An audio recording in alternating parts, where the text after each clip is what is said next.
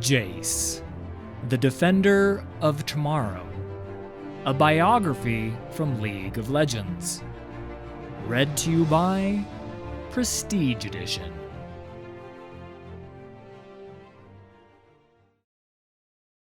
Jayce is a brilliant inventor who has pledged his life to the defense of Piltover and its unyielding pursuit of progress. With his transforming Hextech hammer in hand, Jayce uses his strength, courage, and considerable intelligence to protect his hometown. While revered throughout the city as a hero, he hasn't taken well to the attention it brings. Still, Jayce's heart is in the right place, and even those who envy his natural skills are grateful for his protection in the City of Progress. A native son of Piltover, Jayce was raised to believe in the principles that made the city great: invention, discovery, not going to Zon if you could help it. With a knack for understanding machinery, Jayce earned the honor of being the youngest apprentice to ever be offered patronage by Clan Geopera, one of Piltover's most respected ruling clans. Utterly unsurprised, Jayce took the offer and spent most of his early years constructing potential Hextech devices and designing transformable multi-tools for Piltover's working class. A wrench that transformed into a pry bar, a pickaxe that could morph into a shovel, a hammer that could turn into a demolition beam, if only it had a sufficiently powered battery. Everything Jayce touched put his contemporaries to shame. Most things came easy to Jayce, and he could never understand why his peers had so much trouble with what to him were simple concepts. As a result, nearly everyone who worked alongside Jayce found him arrogant, dismissive, and unwilling to slow his pace to help his colleagues catch up. As time went on, his patience became shorter, while at the same time, a chasm grew between decorum, charm, and Jayce's natural demeanor. Only one person ever managed to match Jayce's intelligence, while also maintaining a healthy indifference to his superior attitude. His name was Victor. The two met at a mandatory Progress Day party and immediately bonded over how little either of them wanted to be there. They started working together shortly after. Victor expanded Jayce's intellectual horizons and challenged many of his assumptions. While Jayce sought to improve humanity via versatile technology, Victor sought to solve problems inherent to humanity itself, such as physical decay or illogical prejudices. They constantly argued with one another, but their conflicts never got personal. Though their methods were different, the two colleagues knew their ultimate goals were very much the same. More than that, they both knew what it was like to be ostracized by their colleagues. Victor because of his unconventional thinking, Jayce because of his rudeness. Together, Jayce and Victor invented a mechanized construction suit for Piltover's dock workers, something hardy enough to enhance the wearer's strength, but light enough that its wearer wouldn't immediately drown upon falling overboard. However, the two reached an impasse when Victor's design for the next version of the suit included a chemtech implant that would increase the wearer's strength output by tenfold, while also preventing them from getting tired, panicking, or disobeying instructions from their superiors. While Victor considered this feature a brilliant means of reducing the frequency of construction accidents, Jayce found its indifference toward free will immoral. The two nearly came to blows over the design, and ultimately, after Jayce warned the Academy of Victor's invention, Victor was stripped of his honors and ostracized from Piltover's scientific community.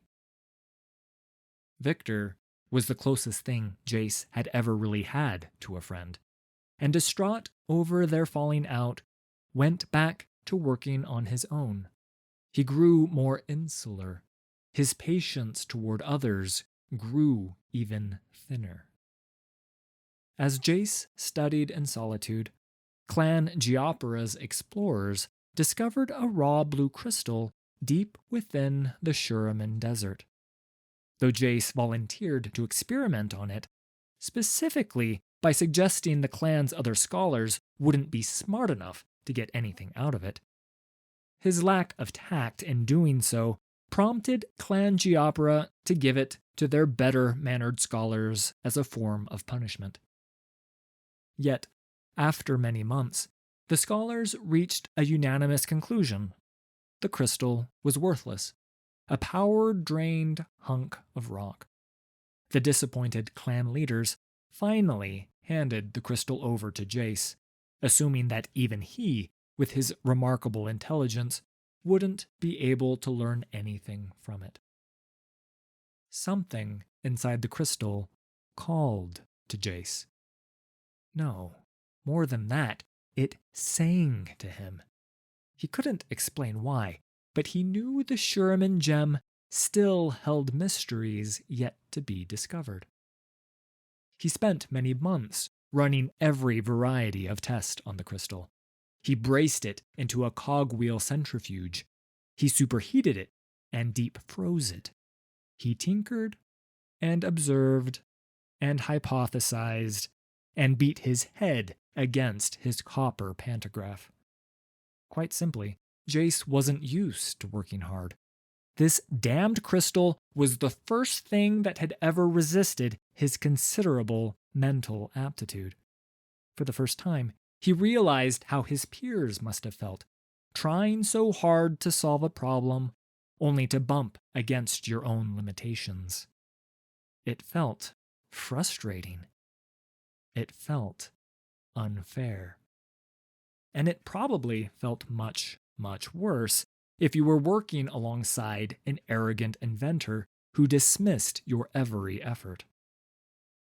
Jayce realized that despite how dismissive he'd been toward his fellow scholars, none of them ever gave up. None of them ever stopped seeking the very things that defined Piltover: progress, discovery. If they wouldn't give up, Jayce decided, he wouldn't either. And maybe he'd try to be nicer. Maybe. Jayce approached the problem from a completely different angle. Rather than trying to experiment on the crystal as a whole, he wondered, why not run more invasive experiments on a smaller shard? Jayce chiseled off a piece of the crystal and suspended it in a liquid alloy. As he sent a voltaic current through the liquid metal, Jayce's eardrums nearly shattered from the booming baritone note that blasted from the shard. Heat radiated from the crystal, and with a flash, it glowed bright enough to nearly blind him. This was unexpected. This was potentially dangerous. But this was progress. Jayce couldn't erase the smile from his face as he worked well through the night into the dawn. The next day, Jayce was surprised to find his old friend Victor on his doorstep. Alerted by the massive power spike from the crystal shard, Victor had a simple proposition. Since his expulsion from the Piltovan scientific community, Victor had commenced work on a secret project in Zon. He'd finally learned how to achieve his dream, how to eradicate disease, hunger, hatred. If Jayce joined him, the two would accomplish more than anyone from Piltover or Zon could have dreamed of. They'd save humanity from itself. Jayce had heard a monologue like this before from Victor. He never liked where it led. Victor told Jayce that he only needed one thing for his glorious evolution: a power source like Jayce's crystal.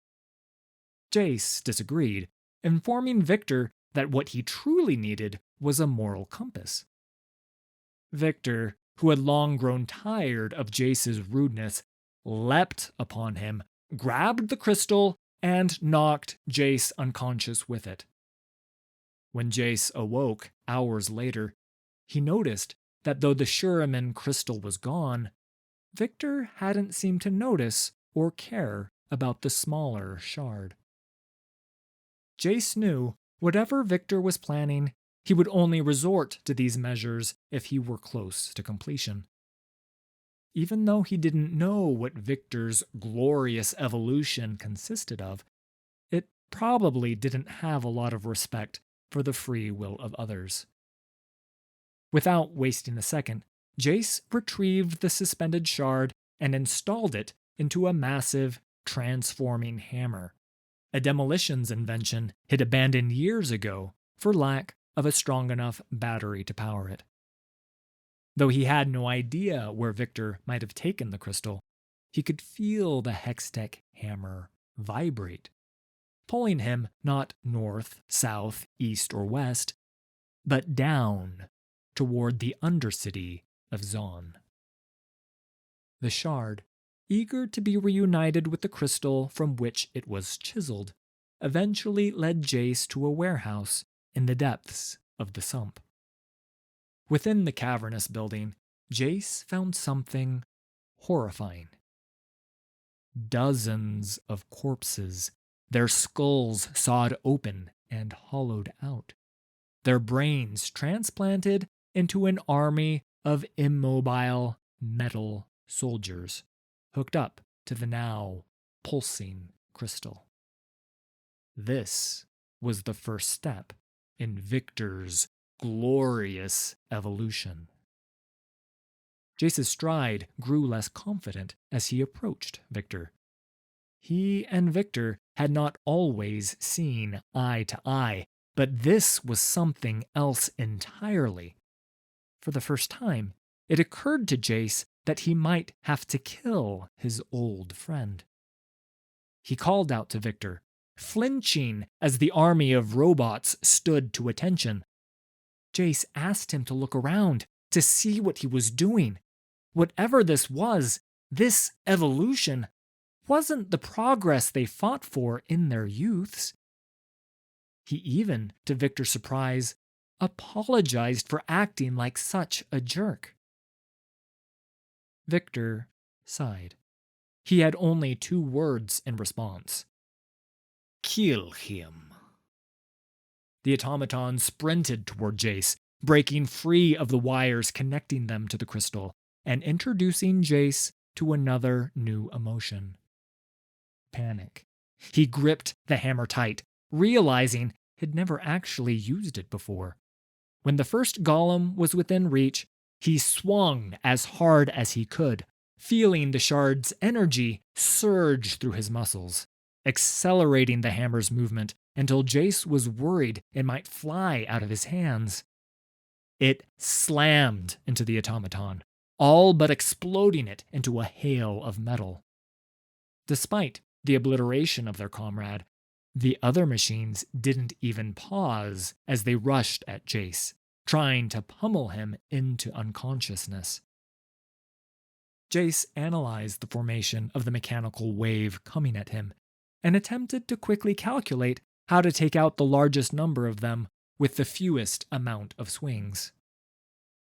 It was pointless. They were on him before he could swing even once.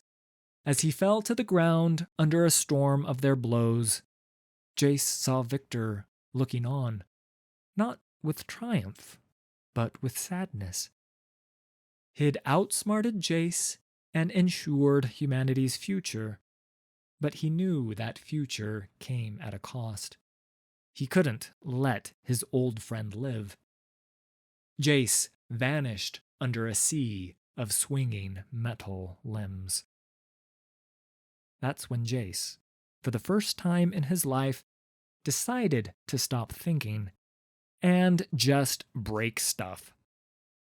No longer caring for his own safety, Jayce used every last bit of strength he had to break free from Victor's automatons. He sprinted to the glowing crystal and struck it with all of the Hextech-enhanced force his hammer could muster, crushing the mystical object.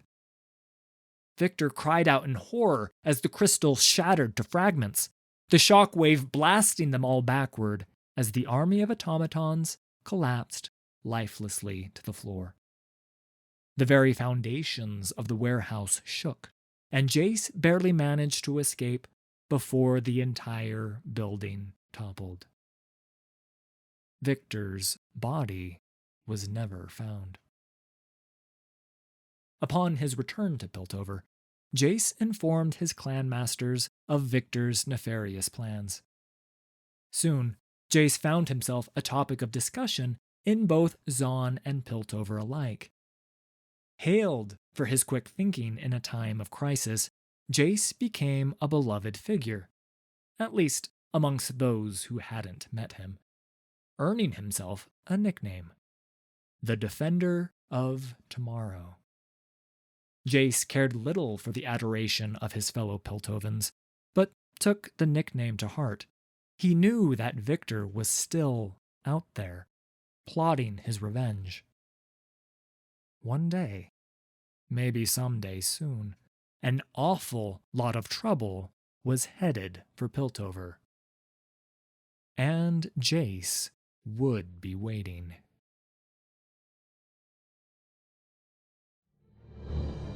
Thanks for listening.